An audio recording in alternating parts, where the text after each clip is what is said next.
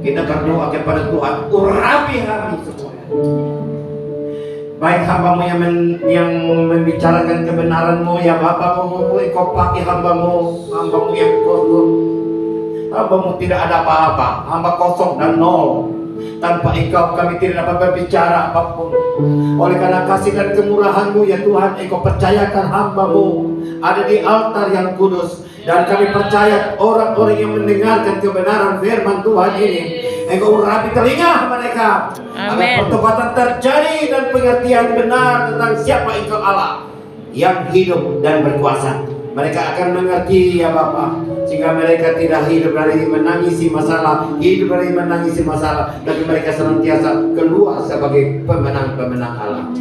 Terima kasih Tuhan, urapi hamba-hamba-Mu yang ada di tempat ini. Kami akan mendengarkan sedikit firman Tuhan sebelum kami masuk dalam perjamuan yang kudus ini. Biar urapi kami, telinga-telinga kami. Haleluya. Yang percaya katakan amin.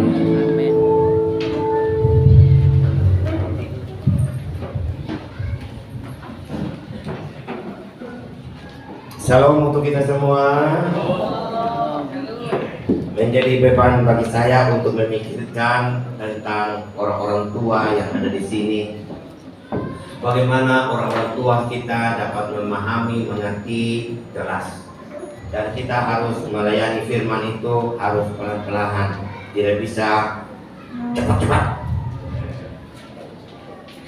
Bapak Mama yang dikasih Tuhan, adik-adik semua, mari kita buka bersama-sama dari pertama Petrus 1. Pertama Petrus 1 ayat 3 dan 4. Terpujilah Allah dan Bapa Tuhan kita Yesus Kristus yang karena rahmat-Nya yang besar telah melahirkan kita kembali oleh kebangkitan Yesus Kristus dari antara orang mati kepada suatu hidup yang penuh pengharapan, untuk menerima suatu bagian yang tidak dapat binasa, yang tidak dapat cemar, dan yang tidak dapat layu, dan yang tersimpan di surga bagi kamu. Bapak Mama, kenapa saya ulangi terus ini firman? Minta maaf, ini sudah kelima kali firman ini saya ulangi di mimbar. Karena betapa pentingnya sebuah pengharapan. Tanpa orang memiliki sebuah pengharapan, hidupnya akan layu dan loyo. Itu dicatat baik-baik. Pengharapan ini adalah bukan pengharapan yang kita lihat. Memang sulit sekali kita melihat surga itu, apalagi menambah. Dan ini senantiasa terjadi polemik yang ada di dalam jemaat Tuhan. Apakah saya mati nanti masuk surga? Bagaimana keadaan saya nanti ke depan? Sehingga orang banyak yang takut mati. Sekalipun dia hidup yang susah dan sulit hidup di dunia ini, dia tidak akan mau mati. Karena apa? Persoalan di atas nanti penghakiman. Hal ini yang membuat orang-orang beriman itu goyah, ketakutan, yang membuat runtuh semua pertahanan Allah, runtuh semua kehidupan dia dengan Tuhan.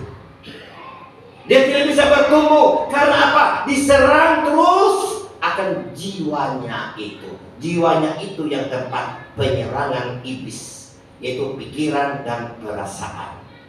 Di jiwa ini, sekalipun roh kita sudah diperbaharui oleh Allah, tapi jiwa kita tetap sampai mati pun tetap masih ada unsur-unsur manusia lama yang selalu berkocok di dalamnya. Dan ini tidak bisa bebas. Oleh karena itu kita senantiasa diingatkan setiap minggu di dalam ibadah. Oleh karena itu kita senantiasa mendapatkan pernyataan-pernyataan khusus atau pernyataan umum di luar. Itu kalau kita lihat di luar, bulan, bintang, matahari, pagi dia keluar, malam dia masuk, setiap hari. Itu adalah pernyataan-pernyataan khusus. Pernyataan-pernyataan umum itu adalah pohon-pohonan, kehidupan alam semestanya. Luar biasa. Tuhan sengaja untuk memperlihatkan, inilah aku yang senantiasa melakukan berlimpah-limpah kasih karunia dan anugerah kebenaran yang senantiasa dicurahkan kepada setiap orang-orang yang percaya. Kita senantiasa sudah menerima. Allah itu sangat besar mengasihi kita, tapi kita kadang-kadang mengkhianati kedaulatan yang ada dalam diri kita, seolah-olah kita ini hidup sendiri. Padahal Tuhan sudah melahirkan kita kembali untuk kita dipersiapkan masuk ke dalam kerajaan-Nya yang kudus dan besar. Hal ini kita tertipu oleh banyak perkara-perkara di dalam dunia ini.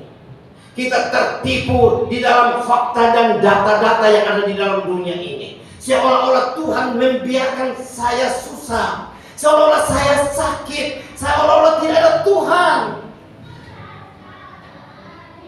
Sesuatu yang kita berharap itu adalah sesuatu yang tidak kita lihat, sesuatu yang kita tidak raba. Itulah yang disebut dengan pengharapan yang sesungguhnya. Pengharapan itu bukan sesuatu yang kita lihat. Catat, bukan sesuatu pengharapan yang kita lihat, itu pengharapan. Jadi jangan kita main-main dengan surga yang kita hanya menghayal tentang surga yang kita tidak pernah tahu dan tidak pernah raba. Ya, itu suatu profesor itu mengajarkan, kamu pernah lihat Allah? Tidak. Kamu pernah raba itu Allah? Tidak. Profesor itu katakan, Allah itu tidak ada. Tapi ada satu pertanyaan lagi dari mahasiswa. Anak-anak mahasiswa, kamu pernah lihat itu otaknya itu profesor? Tidak. Pernah raba itu otaknya profesor? Tidak. Berarti profesor ini tidak ada otak berarti. Bukan begitu. Seperti strum yang kita lihat ini. Ini akibat daripada strum dia menyala. Akibat dari strum dia dia menerangi kita. Tetapi apakah strum itu tidak ada? Karena tidak bisa dilihat, tidak bisa diraba. Raba pasti ancur kita. Hal inilah yang membuat orang-orang terkecoh. Di mana di dalam Yohanes yang Yohanes mengatakan, Yohanes 8 ayat 32 mengatakan, kamu akan tahu kebenaran, yaitu firman Allah yang selalu dengar, dan kebenaran itu akan memerdekakan kamu. Amin. Saya percaya Bapak Mama tidak akan mengalami kemerdekaan yang sejati. Haleluya.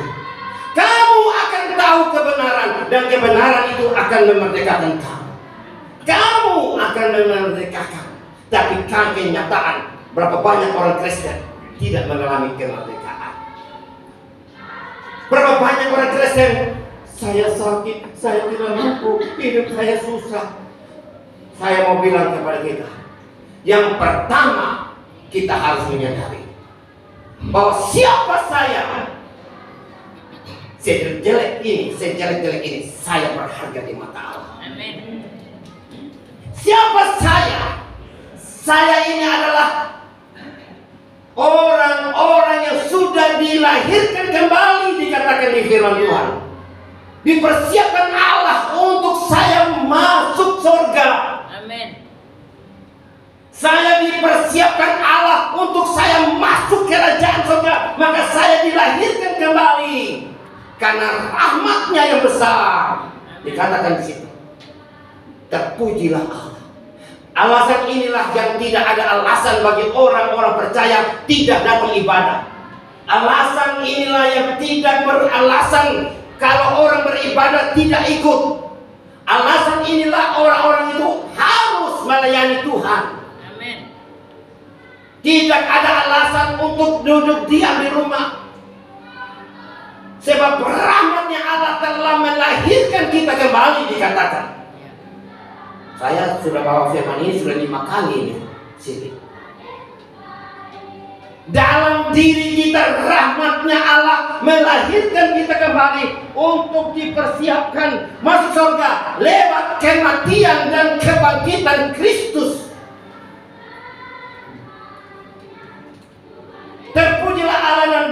Tuhan kita Yesus Kristus yang karena rahmat-Nya yang besar telah melahirkan kita kembali oleh kebangkitan. Saya ulangi ya. Kita adalah orang-orang yang sudah dibenarkan Allah. Amin. Kita adalah orang-orang yang sudah dikuduskan Allah. Amin. Kita adalah orang-orang yang sudah diampuni dosa-dosa kita yang begitu banyak. Amin. Kita adalah anak-anak kerajaan Allah yang hidup dalam kemenangan kepada kemenangan. Pengharapan itu adalah bagaimana kehidupan kita ke depan. Bahwa segala sesuatu kehidupan kita harus menjadikan kehidupan yang beriman. Bahwa segala sesuatu akan terjadi yang terbaik. Haleluya. Akan terjadi keselamatan yang terbaik. Akan mendapatkan keselamatan. Akan mendapatkan pemulihan. Akan mendapatkan berkat. Asal saya mau setia. Amin. Saya dari pagi bilang begini. Mama, waktu kita yang jelek itu tolonglah. Yang tidak dicek itu tolong cek. Supaya gagal sedikit. Aji mau bilang. Itu di muka di dalam kamu mesti itu mau dicek. Nah mama, kalau sudah cek 1 jam saya bikin bersih sudah. Maka itu kalau sudah dibersihkan semua dengan sendirinya kita jaga kebersihan pokok itu. Amin. Kalau kita sudah dikuduskan berarti kita akan selalu menjaga hubungan kita dengan Tuhan. Amin.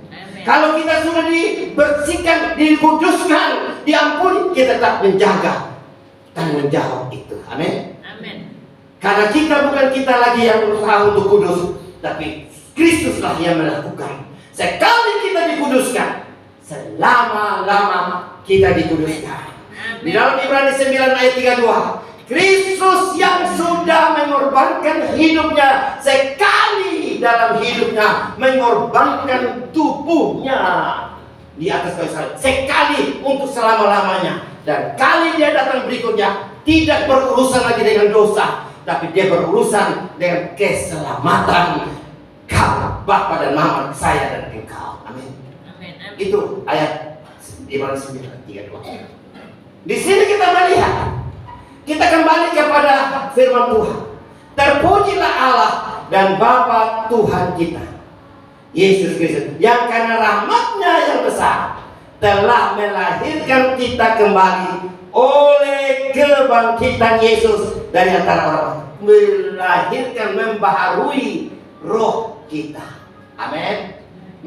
Jadi Allah itu sudah merubah hidup kita.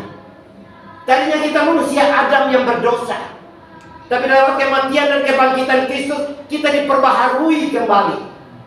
Jadi kita punya pengharapan dengan kelahiran kebangkitan Kristus. Pengharapan di masa depan. Kita harus punya pengharapan bahwa kita ini adalah orang-orang yang sudah dibenarkan Allah, sudah dikuduskan Allah, sudah diampuni Allah. Maka Allah tidak melihat kita lagi, tapi Allah melihat Yesus yang ada. Tidak melihat kita, tapi melihat Yesus yang ada dalam kita. Amin. HP ini. Contoh kecilnya. Minta maaf saya buka supaya bisa lebih jelas ya. Ini saya dan saudara-saudara. Ini saya dan saudara-saudara. Ini Allah. Tapi saya dan saudara-saudara dimasukkan di dalam Allah, dalam Yesus, dan Allah melihat bukan HP, tapi dia lihat Yesusnya saja. Dia lihat Yesusnya saja.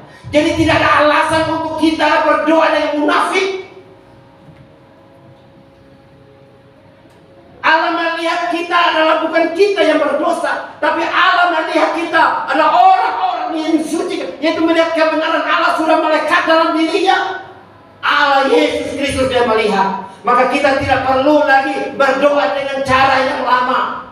Kita harus berdoa dengan penuh keberanian, karena kita memiliki hak yang sama Seperti Yesus berhadapan dengan Bapa, kita punya hak yang sama, berdiri di hadapan Bapa. Ya Allah, ya Bapa, ya Abba, ya Engkau Allah yang menyelamatkan. Saya berhak menghadapi Engkau dengan penuh keberanian. Saya percaya sembuh akan sakit. Amin. Saya kapan waktu pergi muat pasir di Sunglili, 3-4 kali saya pergi muat. Kok orang ini, ketua tim ini yang skop pasir, tidak pernah ikut.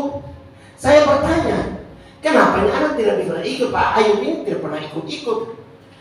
Aduh Pak, istrinya sudah sakit 1 bulan, tidak bangun-bangun dari tempat tidur. Lalu, saya jalan 2 kali, ketiga kali juga saya masih jalan. Kali keempat, tersentuh hati saya. Ini orang tidak bisa begini nih. Sakit apa memang sampai begini? Saya langsung berhenti jam 8 malam di depan rumahnya di Sunglili.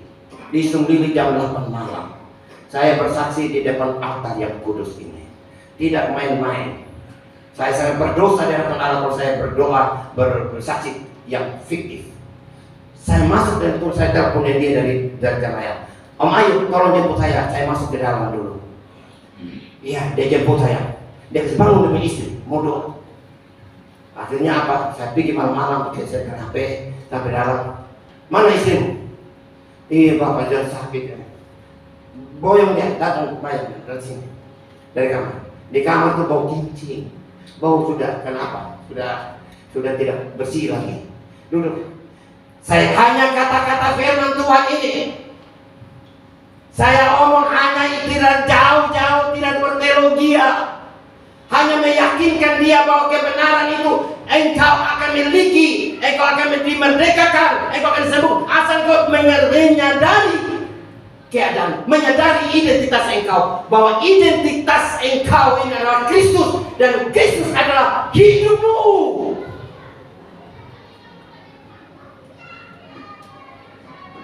Setelah saya menyadari bahwa Kristus itu ada dalam hidupmu, walaupun engkau hidup dalam daging, tapi engkau percaya Allah yang bergerak di dalam dagingmu. Dalam hidup ada Allah yang sedang bekerja, merancangkan kehidupan engkau supaya engkau dibebaskan dari segala kutuk, segala sakit penyakit. Engkau sekarang dengan iman kau percaya.